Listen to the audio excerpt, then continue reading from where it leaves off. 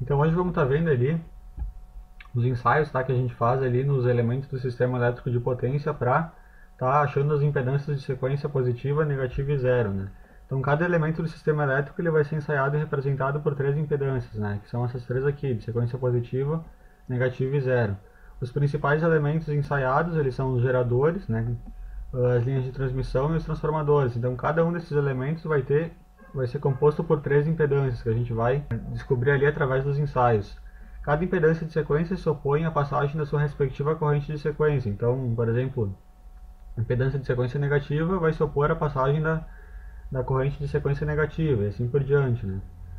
O gerador síncrono, tá? Ele é o primeiro elemento que a gente vai ver os ensaios hoje, né? Nesse vídeo ele é o elemento ativo, né? Que tem uma fonte ali, né? Ativa que alimenta o curto-circuito, né? Os outros elementos ali que são as linhas de transmissão, as cargas, os motores, né? Transformadores eles são cargas, né? Então quem alimenta todo o sistema, né? Quem é a fonte motriz ali de força eletromotriz ali é o gerador síncrono. Então ele é o elemento ativo, né? O único que vai ter uma fonte de tensão associada a ele no diagrama elétrico, né? Ele vai ser representado por uma fonte de tensão e uma reatância. Ele também é o único elemento que possui três reatâncias distintas, que é a reatância subtransitória, a transitória e a de regime permanente. Tá? A gente vai estar vendo melhor depois ali o que significam essas aqui. Só que em estudos de curto-circuito e proteção de sistemas elétricos de potência a gente utiliza essa reatância aqui, tá? Que é a subtransitória. Essa reatância de regime aqui, ela vai ser, né, se ela for obtida do ensaio de sequência positiva, ela é aquela reatância lá, né, que a gente já estudou ali nas videoaulas sobre geradores, que é a reatância tradicional síncrona, né, do gerador síncrono. Então, o ensaio de sequência positiva, tá? Obviamente para obter a reatância de sequência positiva dele, né? E dessa reatância de sequência positiva a gente vai ter três, como eu falei, a subtransitória, a transitória e a de regime, né? A de regime é aquela tradicional, né, reatância síncrona que a gente já conhece do gerador, né? E a reatância subtransitória, que é a primeira reatância que o gerador apresenta logo depois do curto, é a que nos interessa, tá?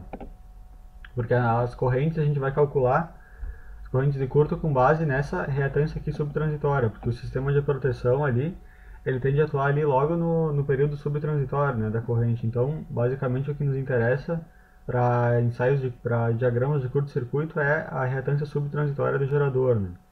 Então o gerador é posto a girar na velocidade síncrona nesse ensaio e as fases são postas em curto-circuito trifásico, né? Então aqui está representado o diagrama disso, tá? Aqui tu tem o rotor, o eixo aqui sendo girado pela máquina primária, né? O rotor que é basicamente enrolamento com uma corrente contínua, né? Corrente de campo, e aqui as fases, né? As três fases do estator. Aqui tem um transformador de corrente e o desenho aqui que ele escreveu aqui, o oscilógrafo, né? O osciloscópio, que vai estar medindo aqui graficamente aqui o comportamento da corrente ao longo do tempo, né? Então em t igual a zero eu fecho essas três chaves aqui, boto as três fases em curto, né? E vou ver ali o que vai ser observado aqui nos osciloscópios, né? Então, se a gente observar o osciloscópio nas três fases, a gente vai ter essas três componentes aqui, tá? Que é para fase A, fase B e fase C. Percebam aqui que a gente tem, então, é uma componente CC, né, sobreposta a uma componente alternada em cada uma das fases. Tá? Então, essa aqui é a característica ali da corrente de curto. Claro que a forma de onda que começa aqui, ela depende do instante, né, em que foi fechada essas chaves aqui, né? O instante da senoide aqui em cada um dos três. Só que as correntes elas são diferentes em cada fase aqui, porque quando eu fecho essa chave aqui, essas senoides que estão defasadas a 120 graus, né, elas vão ter um valor diferente uma das outras aqui a cada instante de tempo. Então, o valor aqui inicial, né, o formato inicial aqui da corrente, ele pode em cada fase pode depender ali do instante em que o curto foi considerado. E a componente CC, tá, desse cara aqui, se a gente olhar, aqui é a componente CC e uma componente alternada. A componente CC, que é essa exponencial aqui que decai, ela surge devido à característica indutiva dos enrolamentos de fase. Então a corrente ela não pode variar bruscamente na armadura, né, por causa do indutor. Assim a componente CC ela vai atingir um valor de pico necessário para manter a corrente que havia imediatamente antes da falta. Então aqui antes da falta, aqui, né, antes do curto trifásico, a corrente era zero. Então, em t igual a zero mais, né, um instante depois ali que a chave é fechada aqui, a corrente ela tem que permanecer também em zero, ela não pode mudar, né? Se vocês olharem aqui, ela começa sempre em zero, né? porque antes do ensaio aqui eu estava sem nenhuma corrente. Agora se eu tivesse já numa situação alimentando uma carga, né, que é uma situação mais comum, e aí de repente eu faço o curto-circuito, então a corrente ela vai começar do valor original que ela estava alimentando a carga, porque ela não pode variar bruscamente, né. Como no momento da falta os valores instantâneos da corrente são diferentes em cada fase, o valor da componente CC da corrente será diferente também em cada fase, assim como eu falei, né. As correntes vão estar defasadas ali 120 graus, né, cada um vai estar num valor instantâneo, e aí vai acontecer aqui essas diferenças, né, nas componentes CC da corrente em cada fase. Essas componentes CC de corrente caem muito rapidamente, mas inicialmente seus valores são em média 50 a 60% da corrente CA, no instante imediatamente após a ocorrência da falta, tá? Portanto, a corrente total inicial é tipicamente 1,5 a 1,6 vezes maior que a componente CA tomada isoladamente. Aqui então mostra a componente CA, né, simétrica, né, ela é simétrica em relação ao eixo do tempo, isolada, né, sem a componente contínua. Então essa componente CA, ela é caracterizada por três períodos, tá? Que é o subtransitório, que é o primeiro período logo depois que ocorre o curto-circuito, né? Ele dura aqui alguns instantes de tempo. Depois o período um pouco mais longo, que é o transitório, até a corrente, né, entrar em estado de regime permanente, né? Então a gente vai ver ali, né, quais elementos da máquina, do gerador síncrono aqui, que são responsáveis por cada um desses períodos aqui que a gente tem, né? Então, é por isso que surgem três tipos de reatância, tá? Que a gente viu aqui, uma reatância para essa fase aqui, como a corrente aqui é maior, significa que a reatância x duas linhas, que é a reatância subtransitória, né, que é obtida nesse período aqui, ela vai ser maior que a reatância transitória, que é obtida nesse período aqui do meio, e essa reatância aqui vai ser maior que essa, que é obtida aqui no regime permanente, né, que é a reatância síncrona do gerador. Por que a subtransitória é maior? Porque ela é a menor reatância porque ela gera a maior corrente aqui, né, no início, né? Então, é nesse instante aqui, nesses primeiros picos aqui, que vai no período subtransitório, até no máximo esse aqui, que a proteção tem que atuar, né? Então a gente vai estar considerando aqui a reatância do gerador aqui sendo a subtransitória. A expressão dela é muito simples, né? Nada mais é do que a tensão EA, né, que tem na fase que tu está observando, dividido pela corrente de fase, né? A tensão imediatamente antes do curso, a tensão de fase, e aqui o valor eficaz aqui da corrente que tu tem aqui nesse período subtransitório, né, que é o maior valor.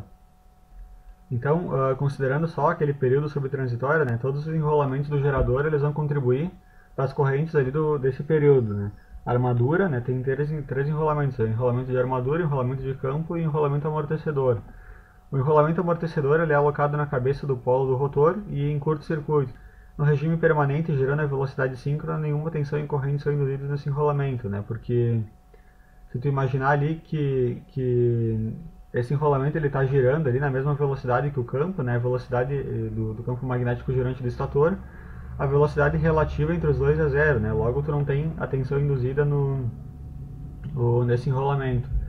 No momento do curto, o rotor sofre uma variação de conjugado e a sua tendência é acelerar, gerando uma tensão e correntes induzidas no enrolamento amortecedor, né? Ou seja, no momento do curto ali o rotor ele sofre um torque de aceleração ali, né? A velocidade dele vai variar, né? Vai diferir um pouco da velocidade síncrona. Então, quando ocorre essa diferença de velocidade, né, significa que o rotor ele vai estar tentando acelerar, ele vai estar momentaneamente com uma velocidade maior, né, do que a velocidade do campo magnético girante, e com isso eu vou ter tensões e correntes induzidas, né, nesse enrolamento amortecedor, e o fluxo produzido por essa corrente ali no enrolamento amortecedor, nesse instante ali, ele vai atuar muito rapidamente como um freio para o rotor, né, impedindo maiores oscilações do rotor. O enrolamento amortecedor ele confere maior estabilidade à operação do gerador no sistema, mas em contrapartida aumenta significativamente a corrente no período subtransitório. Então essa corrente aqui ela é principalmente aqui gerada por causa induzida aqui por causa desse enrolamento amortecedor, tá? E nos motores de indução, motores síncronos, aliás, né, esse enrolamento ali, o amortecedor ele é utilizado para retirar o rotor do estado de inércia, né, para ele começar a girar até próximo da velocidade síncrona, e depois o campo do rotor é ligado, né? E quando isso acontece, o eixo começa a girar na velocidade síncrona, e aí as tensões induzidas ali no enrolamento amortecedor elas vão ser zero, né? Porque quando o rotor ele está parado, ele está girando numa velocidade menor que a síncrona, o motor ele parte como se fosse um motor de indução, né? Então aqui tá sendo representado aqui o enrolamento de campo CC, né, que é o enrolamento no rotor. E esse enrolamento amortecedor, na verdade, ele é composto por anéis, tá? Não é uma bobina, ele é composto por anéis, aliás, por barras, né, que nem a gente está vendo aqui. E essas barras são curto-circuitadas por anéis, né? E essa estrutura aqui, ela é alocada aqui em ângulo aqui na cabeça, né, na extremidade do polo, né, do rotor. Então é como se fosse um enrolamento, porque são barras condutoras, né, que estão sendo curto-circuitadas. Isso aqui equivale a um enrolamento condutor aqui que está sendo curto-circuitado, né? Então as correntes vão estar passando aqui por essas barras aqui e o fluxo produzido por elas ali vai estar atuando como uma barreira, né, para frear o rotor no momento do curto, né? Já o período transitório, né, o elemento principal que vai atuar nesse período é o enrolamento de campo do gerador, tá? Porque no momento do curto ali, quando o rotor sofre uma aceleração, né, uma tensão e uma corrente AC vão ser induzidas ali no enrolamento do rotor, né, que vão estar sobrepostos ali à tensão CC, né, que é a tensão de alimentação do rotor, e vão estar gerando ali os principais efeitos aqui desse período transitório, né.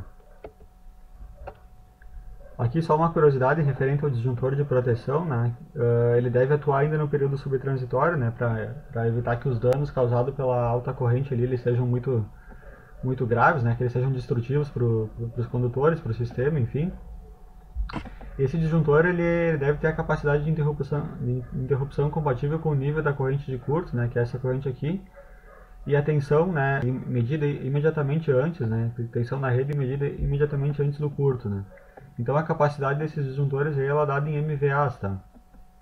É potência, né, da capacidade ali da câmara de disrupção ali do disjuntor, né.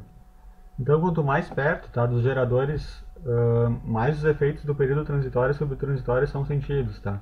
Então, se eu tiver ali na saída do gerador ali, tu vai observar a corrente exatamente desse jeito aqui que foi mostrado, né? São essas correntes aqui. Mas na medida que tu for observar ali no sistema, ali num ponto que se afasta muito ali do gerador, numa linha de transmissão muito longa, né, ou mesmo o próprio sistema de distribuição, né, nas cidades que está bem longe do gerador, a corrente de curto que vai ter ali já vai ser a corrente ali de regime permanente, né? Tu não vai observar essas componentes aqui, porque elas aparecem mais forte aqui na saída do gerador, né?